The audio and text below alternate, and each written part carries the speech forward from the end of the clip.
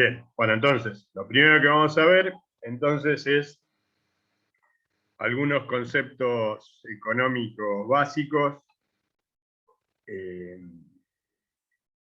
la idea es poder ver cómo se produce un agregado de valor, o dicho en otros términos, cómo estaría conformado un negocio.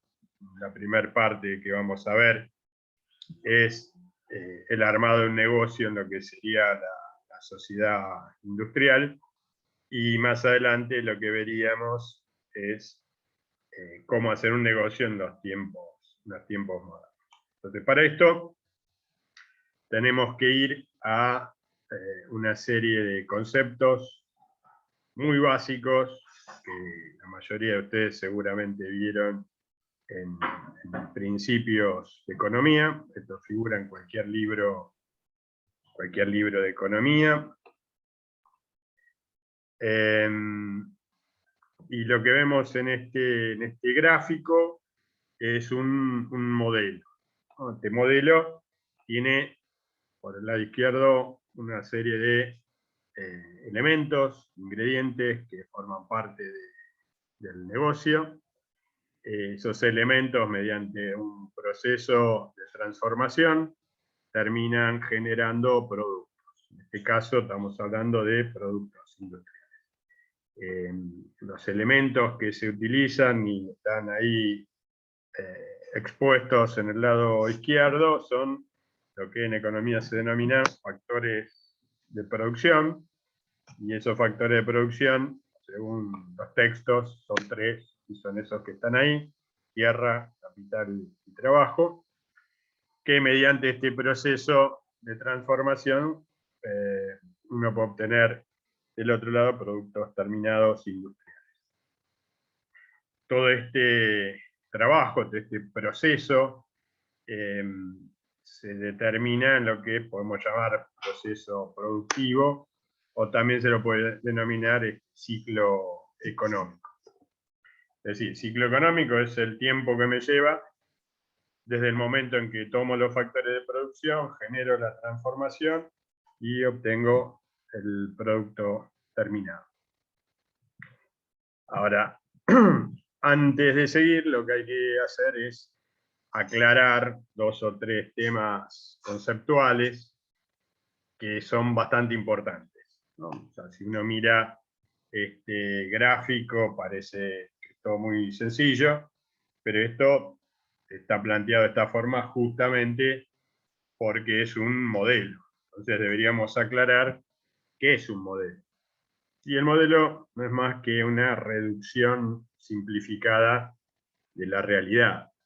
En todas las ciencias lo que utilizamos son modelos cuando el objeto de estudio es lo suficientemente complejo como para que no se pueda analizar por completo en un estado natural. Para que haya ciencia y para que haya investigación y para que haya estudio, lo que tiene que haber es un problema. Y bueno, acá lo que tenemos es una problemática. Y la problemática es cómo hago este proceso de transformación y cómo hago para que este proceso productivo termine teniendo alguna rentabilidad, como para que el proceso de transformación de esos factores de producción sea rentable o que se genere algún valor agregado. Esta es la problemática que tenemos. Para poder determinar entonces de qué forma yo puedo generar riqueza, la economía ha definido un modelo, y es este que estamos viendo acá. Entonces, en todas las disciplinas donde se estudie algún objeto de estudio y se intente resolver la problemática que esto implica, se hace uso de estos modelos, y esto tiene algunas ventajas y algunas desventajas. Por un lado, el modelo, y esto hay que tenerlo bien en cuenta, no es la realidad.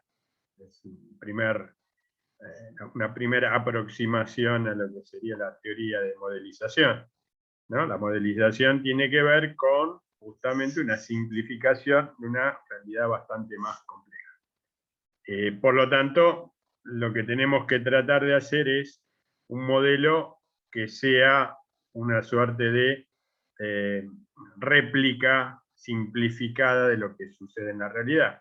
Para que esto suceda, entonces yo tengo que tomar aquellas variables que son las más representativas o las que representan en mejor forma esa realidad que está bajo estudio. Esto tiene también alguna problemática, porque si yo tengo que estar seleccionando variables que sean representativas, claramente esto también indica que voy a estar dejando fuera otras variables que quizás por calidad o por cantidad no es necesario incorporar en este modelo.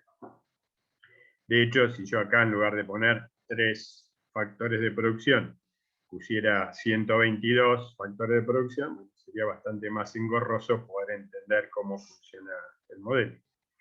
Entonces, en la modelización tengo 2 tipos de errores, uno es tipo 1 y otro es tipo 2. El tipo 1 tiene que ver con justamente poner demasiadas variables, ¿no? Y todas esas variables habrá un porqué las estoy incorporando,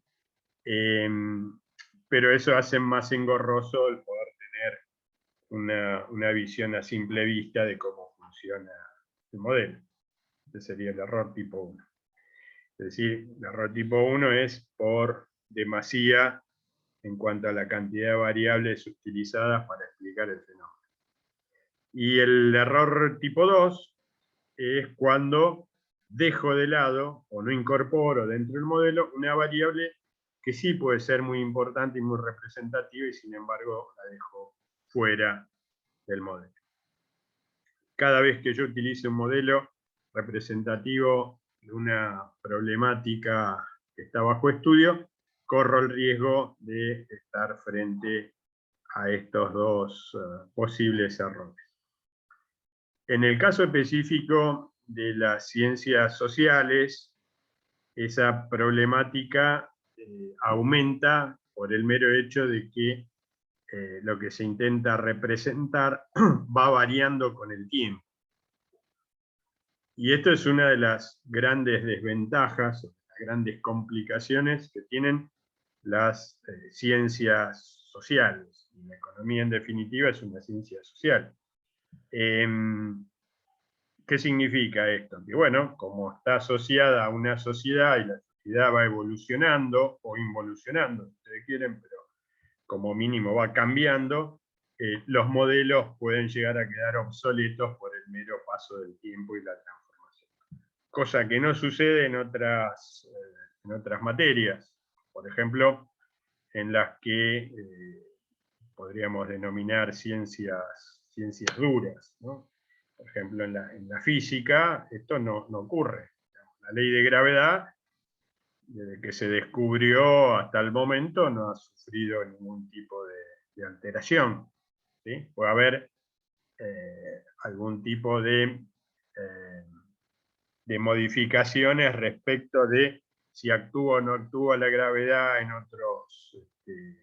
otras galaxias o en el espacio, pero las leyes definidas por Newton no han variado porque el objeto de estudio es un objeto que es fijo, no se altera, no cambia con el tiempo.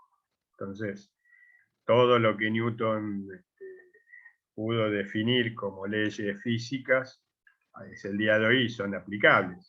Sin embargo, muchas de las observaciones realizadas en una determinada sociedad hace 1500 años claramente son diferentes si uno hace un análisis en el mundo actual.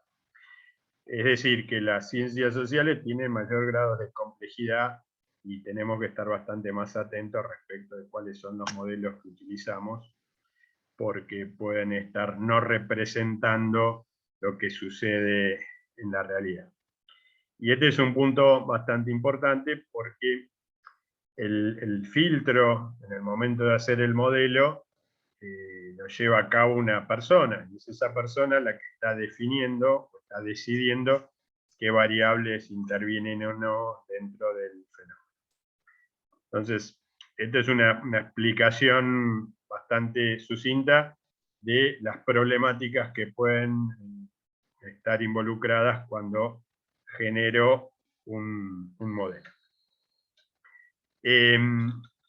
Adicionalmente, hay algunas pruebas empíricas y con una base científica bastante importante respecto de cuántas son las variables que una persona puede estar manejando al momento de entender conceptualmente un modelo, ¿no? Gente como Heinemann o Kahneman, premio Nobel de Economía, lo que menciona es que las personas no están capacitadas para manejar muchos conceptos o muchas variables al mismo tiempo. Por lo tanto, el poder utilizar entre 3 y 7 variables sería algo bastante inteligente. Esto lo vamos a ver, sobre todo al final del curso, cuando veamos indicadores de gestión, pero más o menos el número de variables que uno podría estar utilizando para explicar algún negocio o algún proceso deberían ser entre 3 y 7. ¿Sí? Más de 7 variables se hace bastante complejo poder prestarles atención al mismo tiempo, y menos de 3 parecería no tener un arco explicativo lo suficientemente contundente como para que sea un modelo asertivo. Llegando al caso de que existe una sola variable, digamos, no estaríamos frente a un modelo, sería simplemente un acto de acción y reacción, donde hay una única variable que genera un efecto en otra variable. En definitiva, esta es la problemática que se plantea cuando armo modelos, y esto lo tenemos que tener bien en claro porque la contabilidad tiene un modelo determinado. Por ejemplo, es un modelo en el cual se define qué tipo de capital se va a mantener, qué forma de evaluación de costos se va a aplicar y qué tipo de moneda se va a utilizar, por ejemplo. Así como en la contabilidad hay un modelo, en la economía hay un modelo que es el que estamos viendo, y lo que vamos a ver quizás hoy sea también un modelo con lo que nosotros decimos que es un sistema de costos. Ese sistema de costos termina siendo un modelo en donde hay una serie de definiciones mediante las cuales hace de que ese modelo tenga ciertas particularidades. Bueno, dicho todo esto, ahora sí, entonces podemos estar analizando un poco más a fondo este modelo de proceso productivo. La pregunta, como les digo, sería, bueno, ¿por qué esos son los factores de producción y por qué son 3? Son 3 porque teniendo 3 factores de producción ahí, puedo explicar bastante eficientemente todo el proceso. Son adecuados en cuanto a la cantidad. Ahora nos faltaría explicar por qué son esos 3 que figuran ahí. Para poder contestar esa pregunta, lo que tendríamos que analizar es cómo se comporta la ciencia. La ciencia básicamente lo que hace es empieza a analizar una problemática y en función de eso genera una corriente de pensamiento, sobre todo avalada por los expertos en ese estudio, y con eso se define o se determina un conocimiento que en el mundo académico se reputa como cierto. ¿sí? O sea, en definitiva, entonces las ciencias están atravesadas por ideas o pensamientos que en términos temporales son ciertos y que quizás después cambien en cuanto a ese estatus de verdad absoluta.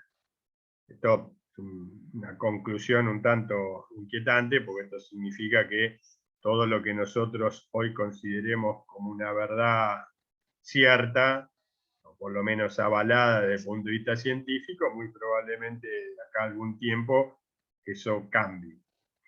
De hecho, hay métodos analíticos, por ejemplo el método popperiano. Karl Popper hablaba de la refutación continua, es decir, estar poniendo a prueba el conocimiento científico en forma constante, hasta que ese conocimiento científico no responda adecuadamente a todas las preguntas, y es ahí donde surge otra problemática y por lo tanto surgirá otra teoría.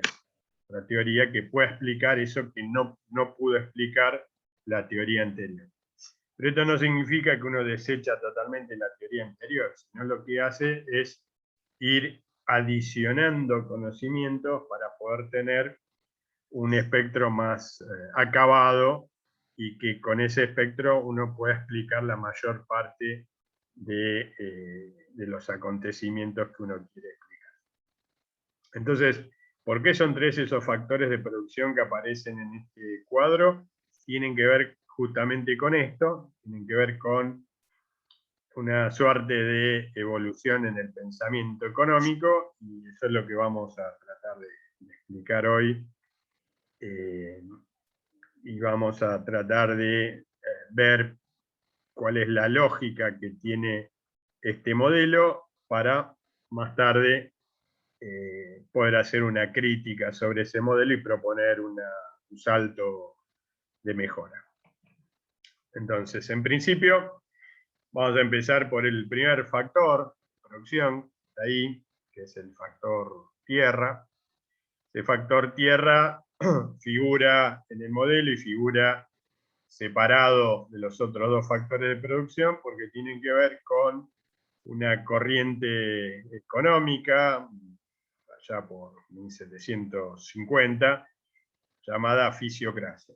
La fisiocracia, la generación de riqueza estaba dado por la tenencia y explotación del recurso primario, ¿no? Lo que hoy denominaríamos producción primaria. Esto significa todo lo que sea fruto de la tierra, básicamente agricultura y ganadería, ¿sí?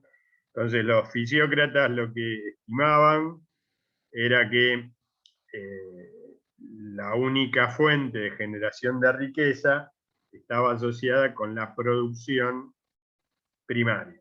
Es decir, que en este modelo los fisiócratas ponían todo el énfasis en los productos primarios. Cada vez que nosotros esgrimimos alguna idea económica de este tenor, esto genera una serie de cambios en otros aspectos. Generalmente no hay un aspecto que esté por sobre el otro, sino que esos cambios terminan siendo concomitantes, pero sin lugar a dudas sí hay una idea específica respecto de que ese factor tierra es el que genera riqueza.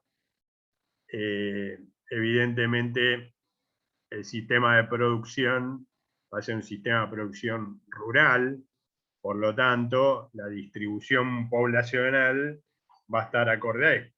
Es decir, va a haber una gran cantidad de gente que esté viviendo en los ámbitos rurales y que se dediquen a producir productos rurales.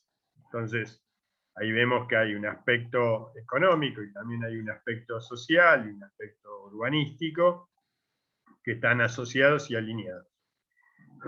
Los fisiócratas, además, lo que pensaban, y esto tiene que ver con en términos políticos.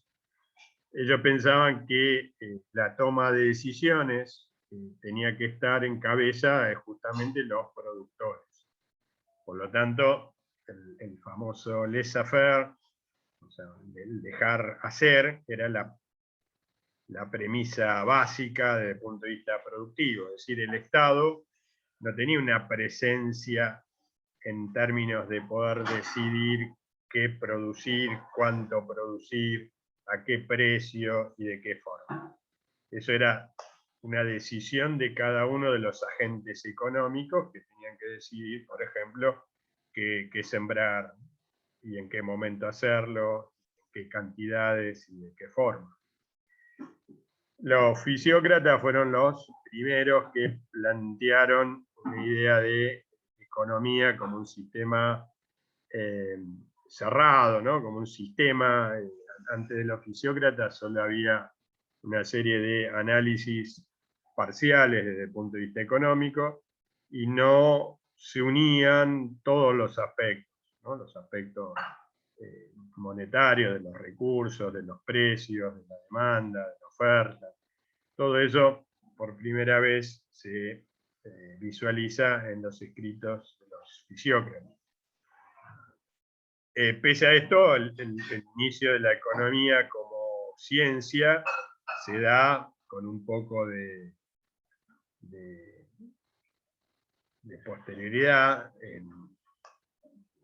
Se toma como punto de referencia del inicio de la economía como una ciencia con la publicación de La riqueza de las naciones por parte de Adam Smith en 1776. Esto significa que la corriente fisiocrática es previa a la que nosotros podríamos denominar economía clásica o economía capitalista. Antes de los fisiócratas había una corriente llamada mercantilista, en donde se hablaba de que la riqueza estaba basada en el comercio, pero sobre todo en la tenencia de los metales preciosos, es decir, oro y plata, básicamente. Es decir, una riqueza de acumulación, más que nada. Estas diferencias lo que están mostrando son justamente una evolución en el pensamiento económico.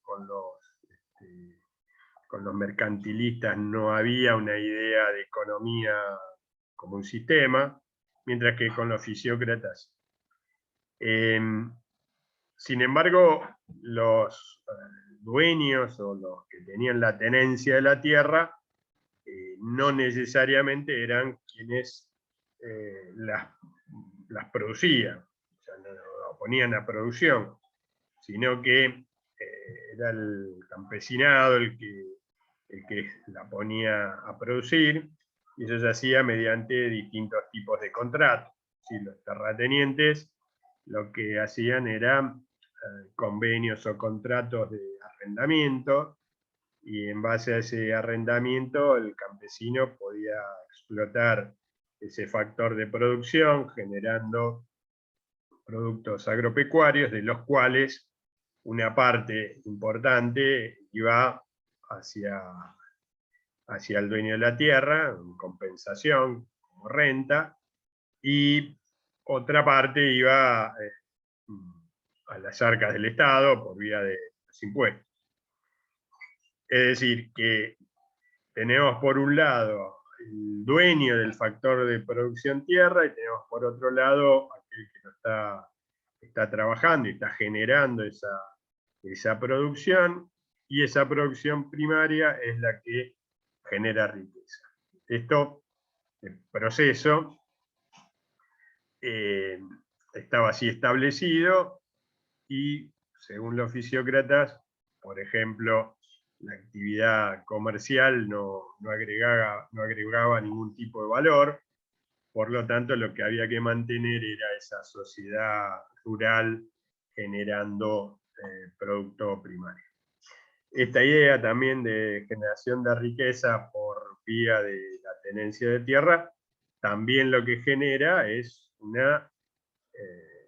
una decisión por parte del Estado bastante lógica. Si yo quiero que mi comarca, mi reino, aumente la riqueza, lo que voy a necesitar es tener mayor cantidad de tierra. Entonces esto era un buen incentivo para el Estado de quizás emprender nuevos viajes o exploratorios para conseguir mayor cantidad de tierra y de esa forma aumentar los niveles de riqueza, o podían generar también algún tipo de disputa por la tenencia territorial con los vecinos. Entonces, esto también lo que puede estar generando es un sistema de defensa y de protección, ya sea que tenga alguna estrategia agresiva, bueno, necesitaré una fuerza de choque para poder conseguir más territorio, o necesitaré una armada más poderosa o una flota para poder trasladarme y dedicarme a la conquista, o como mínimo tendré que tener una fuerza defensiva para poder soportar los embates de algún vecino que quiera aumentar su posición territorial a costas de mi posición territorial. Entonces, como vemos, a través de una idea de generación de riqueza y de explotación económica, basada en uno de los 3 factores de producción que vamos a ver hoy, se desprenden una serie de posicionamientos sociales, económicos, políticos, militares, científicos, etc. Entonces es esto el nivel de detalle y de análisis que hay que aplicar para poder entender cómo funciona un modelo como el que estamos viendo en este momento.